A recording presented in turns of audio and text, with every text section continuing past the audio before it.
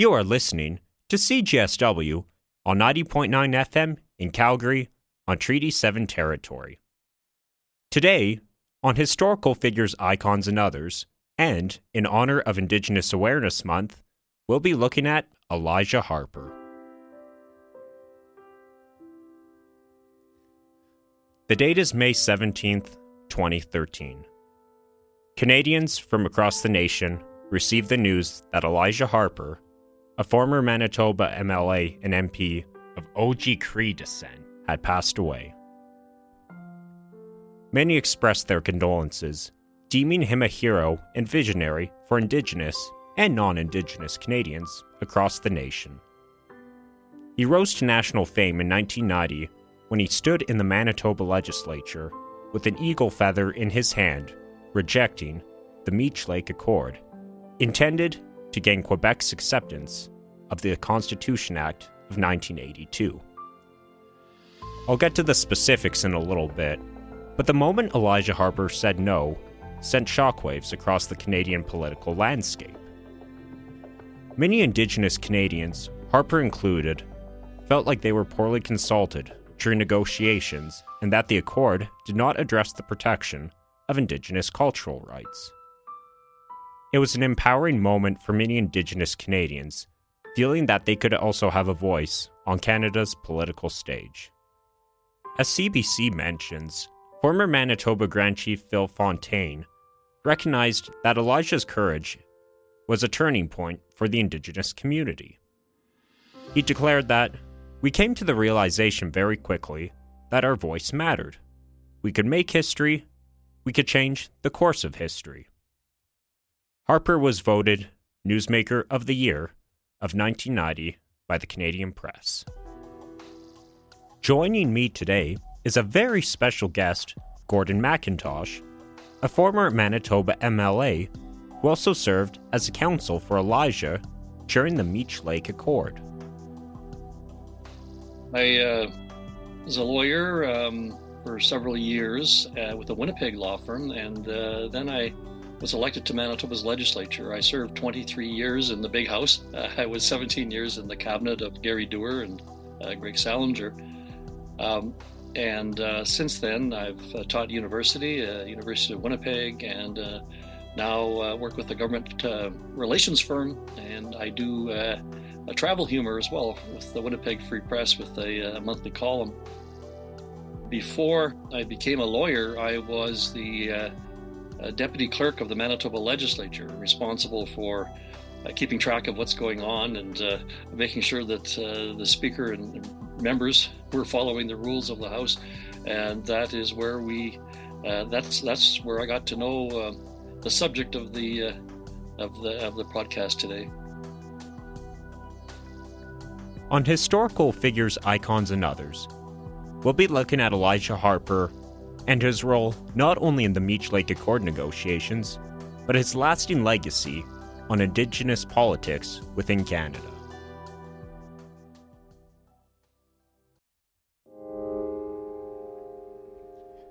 Elijah Harper was born on March 3, 1949, at Red Sucker Lake Reserve in Manitoba. He was the second of 13 children, and he learned to live off the land through means like hunting and trapping. Unfortunately, like many Aboriginal children at the time, he was forcibly separated from his family to attend a residential school. Here, teachers tried to assimilate Indigenous children to the way of white Canadians. He later attended the University of Manitoba in the early 1970s, studying anthropology. In her book Elijah, No Ordinary Hero, Pauline Como mentions that many Indigenous students came from the far reaches of Canada and came from backgrounds including Inuit, Cree, Métis, and Ojibwe. She mentions that in prior centuries, segregating laws had prevented any political unification among these communities. But many of these students discovered they shared similar experiences, ranging from living in remote communities to facing the horrors of the residential school system. With a deep-seated resentment to ongoing racial injustices, these students from different walks of life found common ground. This sparked Elijah's own generation to fight for change. Winnipeg's website mentions that after university, Elijah pursued community development by joining the Manitoba Indian Brotherhood as a supervisor. He later became a program analyst for the Department of Northern Affairs before being elected as chief of the Red Sucker Lake Indigenous Band at the age of 29.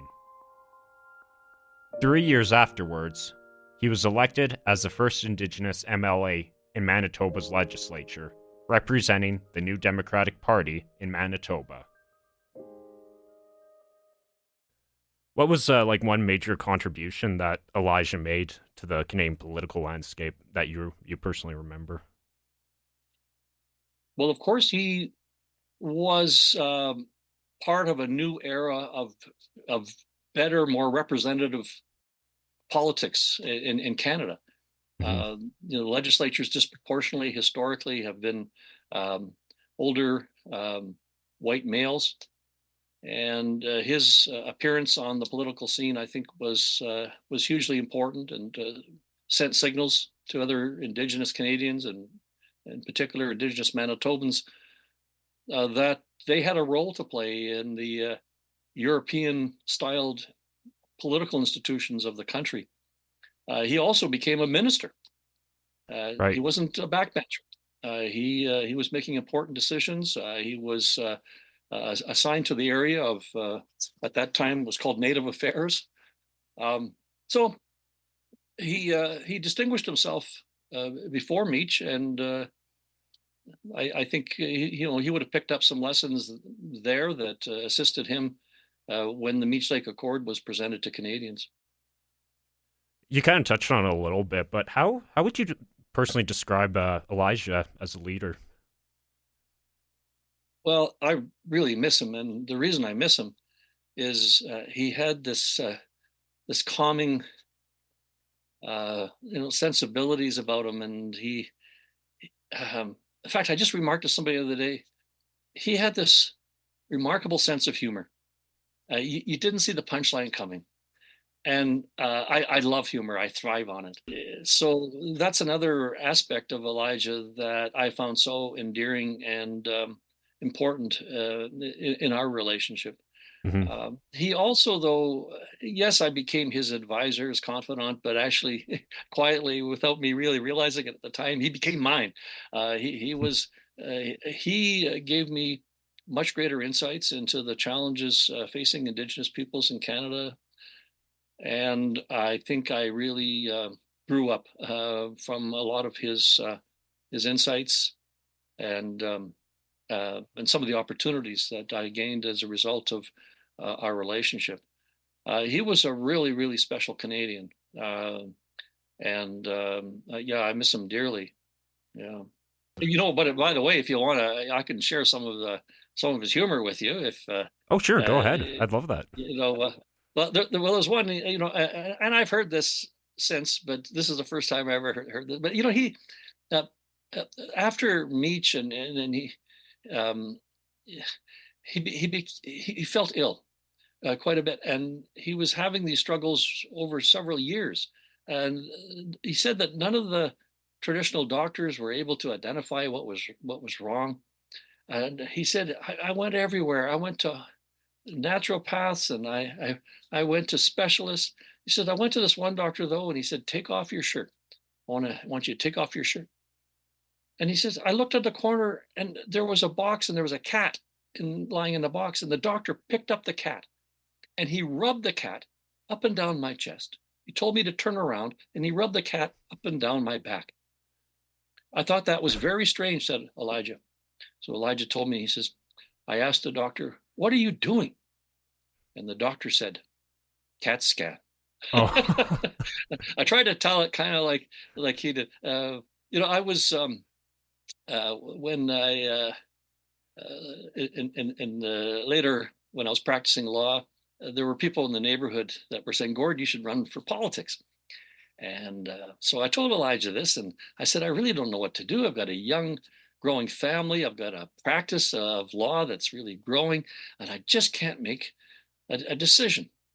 And Elijah turned to me and he said, go to the bush. And I knew, I understood what he was saying there, because I know when I go to the bush, things just become clear. You get Yeah. a perspective. And so some years later, Elijah came to me, and yeah, we were driving around, and he said, you know, the Liberals are coming after me to run federally for Parliament. And I'm really torn. I just don't know what to do. So I turned his advice back on him, and I said, go to the bush. There you Well, it was November. He turned back to me and he said, too cold. It's So, fun. but yeah, no, it was on a regular basis. He just was. He had that quality, personal quality. A few years later, Elijah and the rest of the Indigenous community were faced with a true test of courage: the negotiations of the Meech Lake Accord. It was very controversial. The Meech Lake Accord was put forward as a way to entice Quebec into the constitutional family of Canada, because when the Constitution Act was created and we were able to start amending our own constitution, not having to go to Britain to get it amended, it was a tough job by Prime Minister Pierre Trudeau and others. But Quebec did not sign on, and a lot of people forget that. And so this was an attempt to get Quebec on side. And there were people, particularly in central Canada, that thought that this was the only way to keep the country together. And in fact, I believed that. And so I was hoping that Meech would help this country. And When the Meech Lake Accord was unveiled in 1987, it was actually generally well received among most Canadians, according to opinion polls. Many hoped that Quebec would gain greater constitutional recognition and reverse the separatist attitudes that had plagued the province. But over the next 3 years, the Accord began to attract criticism. According to Canadian Encyclopedia, many were concerned the Accord would diminish federal power. Pierre Trudeau, who had been out of office for a few years by this point, became a vocal opponent of the Accord. He believed Mulroney had sold out to the provinces. In addition, many in English Canada were concerned that the Distinct Society Clause would give Quebec special status rather than make it one of 10 equal provinces. Many felt the fact that discussions surrounding the Accord took place behind closed doors by the First Ministers, who were referred to as the 11 men in suits, made the Accord a symbol of backroom political deal-making. Needless to say, the Accord lost a lot of public approval over the years. As if the stakes weren't high enough, the popularity of the Accord in Quebec meant the Accord's failure could trigger backlash in that province and put national unity in jeopardy. But most of all, Elijah, as well as the Indigenous community, voiced their disapproval. what Elijah did was to say, no, not only have you left Indigenous peoples out of your discussions, but you left them out of, sure enough, the document. And what he did then was say, you just can't do that. You're not going to do that anymore. To the best of my ability, we're going to stop this. But he did have the support of many, many Canadians. The Meech Lake Accord did not have, overwhelming support across Canada. There were provisions in the Accord that rubbed some people the wrong way about, recognizing Quebec as a distinct society, for example, and there were newcomer communities that sided with the no side, if you will, saying, "Hey, wait a minute, what about us? What are we, chopped liver? This is not a country that was created only with the French and English elements." So what Elijah was saying is, This document is perpetuating a myth that Canada has two founding nations, the French and the English. Even the flag, the red and the white, perpetuate that. That is a myth. This country has a much more complex history, and the founding peoples are many, but the Indigenous peoples are absolutely critical and a foundation to our country. They were left out of that document. I think that's one of the great legacies of what Elijah was able to do, was put a stop to that myth being entrenched in the foundational document of this country. For the Accord to be passed, it required unanimous support from each provincial legislature across the country. As CBC mentions, Phil Fontaine recalled that Elijah feared his political career might suffer from going against the Accord. But Fontaine reassured him that standing up to the Accord would be the right decision. And so, Harper refused to give his approval to the Accord 8 times between June 12th and 21st. Manitoba was unable to ratify the Accord.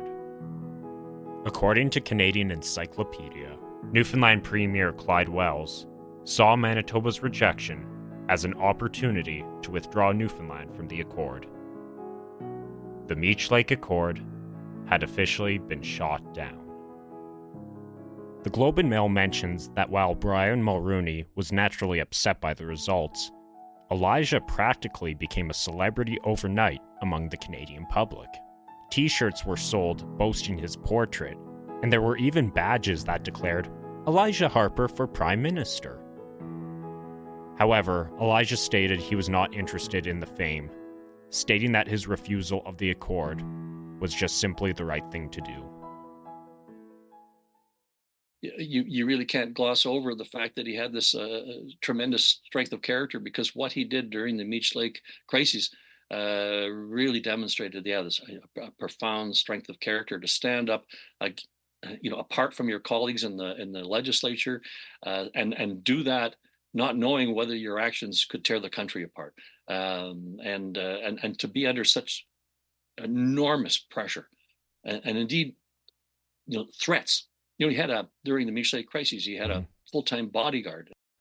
Since the Meech Lake Accord, would you say, the way I would put it, like, things have been moving in the right direction, especially for like Indigenous people within the political landscape? Well, aside from that legacy that I just spoke of, I think 2 other legacies from Elijah's stopping the Meech Lake Accord are these 2. He sent a clear message that never again can governments leave Indigenous peoples out of discussions about constitutional change, let alone other issues of national concern. And thirdly, at that time, there was this remarkable, just this wonderful coming together of Indigenous leadership. We saw the National Grand Chief, people like Ovid Mercredi, for example, people like Phil Fontaine, Elijah Harper, and there were other Indigenous leaders. And I think it shattered a lot of pathetic stereotypes that Canadians had of Indigenous peoples and Indigenous leaders. It was a time of great Indigenous leadership strength. So, there are some lasting legacies. I think, I will add that we shouldn't make light of it. The success of Elijah in stopping the Meech Lake Accord said way louder than his election to the Manitoba legislature. Indigenous peoples have a role to play in the nation's politics and can have a big role to play. And so it was a watershed in many ways. Yes, it was 20 some years ago, but I believe that those were some of the watershed moments that resulted. So, would you say the legacy of Meech Lake Accord, because you've had quite a career afterwards? You served as an MLA for Manitoba for the St. John's riding. That's Um, right. Yes, did that kind of shape your personal view of Canadian politics? How you kind of approach politics? it did. I thankfully was raised in a family and with teachers though that had a very inclusive view of Canada and respectful view of others that uh, are around us, and so that I think provided me with open ears and eyes. But working with Elijah and then the chiefs and then the work since opened my eyes far greater to the injustices, how Indigenous peoples have been left out, marginalized. The whole colonial experience of Canada is is not something, of course, that I ever learned in school. And I had a residential school right next to our community, and nothing was ever said about it. There was Wow. no critical analysis, if you will. There was no historical analysis. We were really, I think, misled as young Canadians about what Canada really was. And it's not as pretty as we were told at all. We have a very sordid past, and indeed, I've taught Indigenous justice and Canadian law at the University of Winnipeg, and one of the first things I always say to the classes over those years was, you're going to hear about a Canada that you hadn't heard about before. This is not um, this is not the perfect little place that you may have heard about in elementary or secondary school or from your parents or grandparents. There's a lot of ugly uh, experiences that have been foisted on too many in this country, and it has to be righted.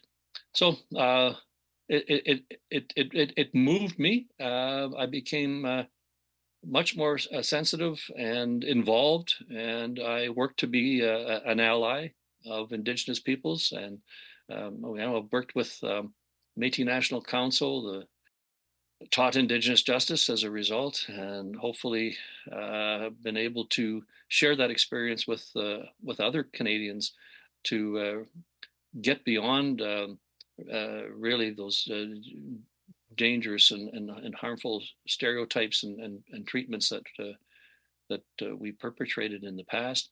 And there's movement, and here in Manitoba, for example, we have a tremendously talented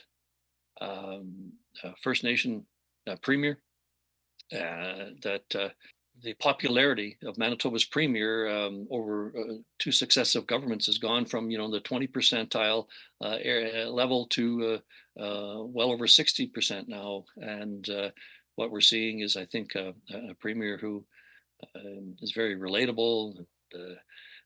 He's just a great storyteller. He's bringing people with him, and I think that's the kind of Canada that I'm proud of now. According to his official website, Elijah resigned from the Manitoba legislature in 1992 and pursued federal politics. Even during his tenure as a Liberal MP from 1993 to 97 for Churchill, he was always busy along the side. In December 1995, he helped form a sacred assembly calling for spiritual reconciliation and healing between Indigenous and non-Indigenous individuals. The assembly brought together many Canadians from all walks of life, representing elders, women, youth, political, and spiritual leaders. Thanks to their efforts, the Canadian government declared June 21st as National Aboriginal Day. Elijah was appointed commissioner for the Indian Claims Commission in January 1998 before he resigned in 2000. While Elijah continued to serve as both an activist and lobbyist for Indigenous rights, he also became involved with World Vision and traveled to countries like Tanzania, Kenya, and the Republic of China for charitable work. Elijah Harper passed away on May 17, 2013. Canadian Encyclopedia mentions that he was laid in state at the Manitoba legislature, where hundreds of Canadians gathered to pay their respects. Did you continue working closely with Elijah after Meech Lake? Oh yeah, well, we became so bonded each and every day, working together under such intense pressure. Hardly sleeping for the 2 weeks of the crisis itself were. I used to get pings in my head. We're just working for the next day. And that was me. I mean, that was just in the background. So what he was going through, I just can't imagine. I know he prayed, all the time, and people around him were giving him strength. And I think, when he would go in public, people were giving him strength. But so you become very close. So we remain close after, and so I helped him with speeches and writings, and then along came the Charlottetown Accord, and that was the federal government's response to the death of Meech Lake. Mm-hmm. And so we went to work at that, and did traveling in the province together and listening to people, and we put together a position on that as well. It was a different kind of circumstance. There were some good elements in there, but there were some that were very vague. And of course, the Prime Minister at the time, Prime Minister Mulroney, had really suffered a loss of credibility by that time, and that was, I think, part of the downfall of the Charlottetown Accord. But then we just remained friends after, kept in touch, and it was I treasure that relationship. I can't believe it happened in my life. Yeah, it's incredible. And he did quite a bit after the fact too. Like even after he retired from politics, I remember reading he did quite a bit of humanitarian work as well. Is there so I was kind of curious about one thing he did before the Meech Lake Accord. Is there something he did after that kind of stands out in your mind personally? Well, it was, of course, his position on Charlottetown Accord. He said, I just can't vote for this at this time, and that was huge because he was an opinion leader. He was Newsmaker of the Year for Canada in 1990, and by the way, I think he's probably, aside from our premiers, he's the most well-known Manitoba politician, I think. But he continued to have influence. I think he did a lot of speeches, a lot of traveling. He became an inspiration, I think, for many Indigenous peoples and Indigenous youth.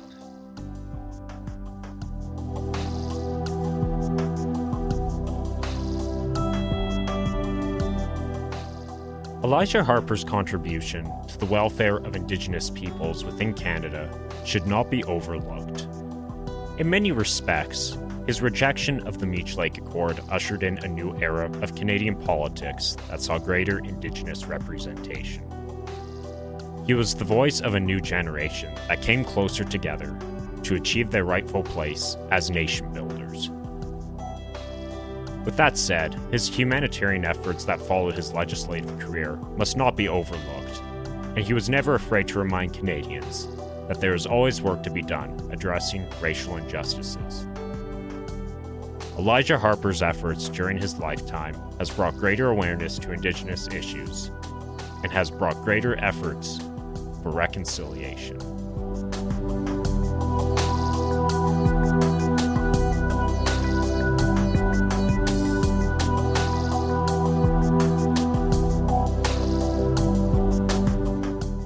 Thank you for tuning in to Historical Figures, Icons, and Others. I would also like to give a big thank you to Gordon McIntosh for sharing his insight on the life and legacy of Elijah Harper. Be sure to check us out on Facebook and Instagram, and as always, stay tuned for future episodes.